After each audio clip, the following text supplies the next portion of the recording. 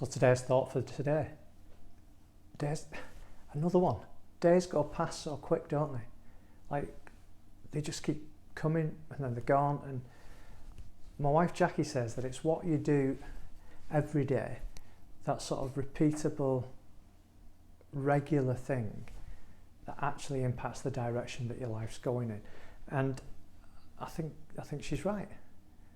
I've been thinking a lot about how we use our days, what we do with our time and our moments. Do we waste them, just let them pass, or do we invest something in them that makes a difference? And I've been thinking about that because I received the news a couple of weeks ago that my Uncle Jim had died.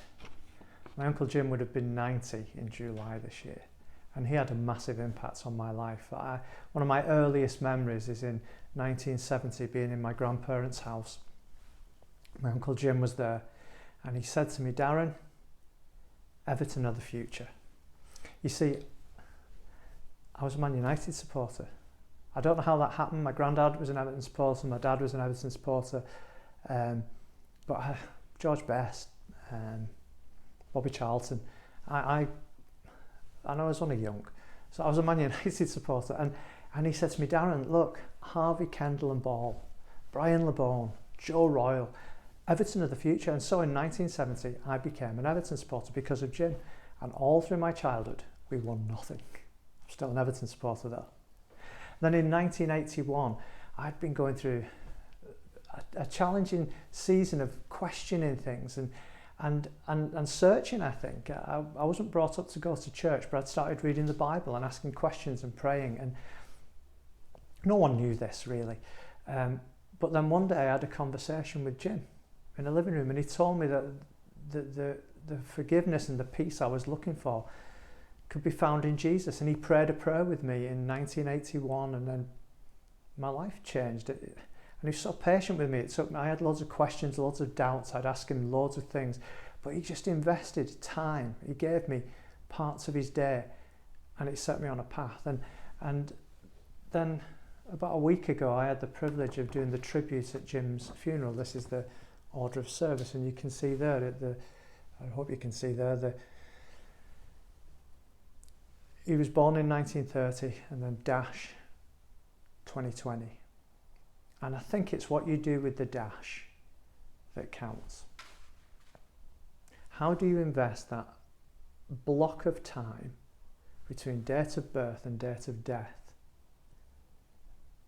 How do you do that? Well, how do you make the most of that? How do you invest beyond yourself? I had the privilege of doing the tribute at the funeral, and Craig Lawrenson, great guy, was leading the funeral, and Craig made the point that Jim had prayed a prayer with me and I became a follower of Jesus. And then a little while later, I'd prayed that similar prayer with Craig and he became a follower of Jesus. And there's something about legacy that something impacts our life, then it impacts someone else, and then someone else. And then many people can be impacted by that. What are we investing in that will last beyond ourselves?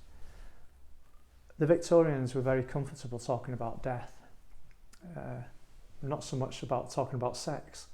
It seems to me that 21st century Britain were more comfortable talking about sex and less comfortable talking about death.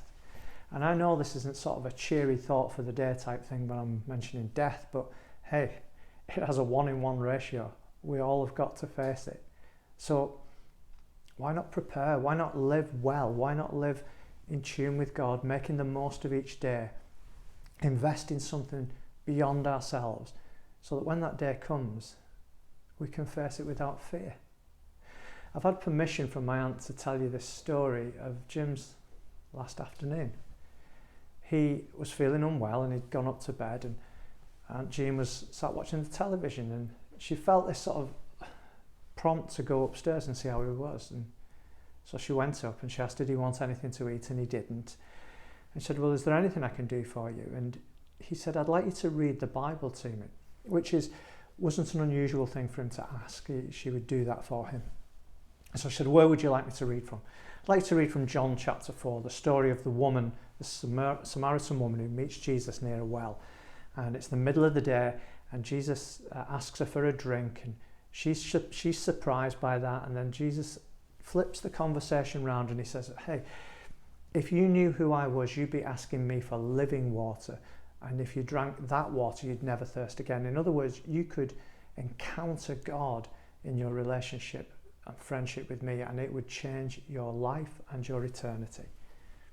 So they read this passage of scripture, and Jim said to Jean, I have that living water. I will never thirst again. They chatted about the passage, and he said, I know where I'm going. And then soon after that, he died. It was said of the early Methodists that they died well. And that's because they'd sorted things out in their lives. They'd made their peace with God.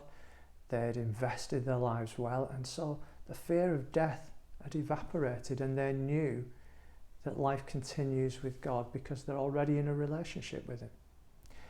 And yeah, it's maybe not a really jokey thought for today, but what are you going to do with the dash? The bit between date of birth, date of death. It's just a dash.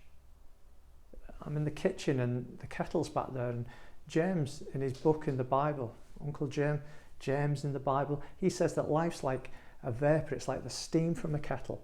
1 minute it's there, 1 minute it's gone. And what we do with it, how we connect with God, how we invest in people, makes a difference for all of eternity.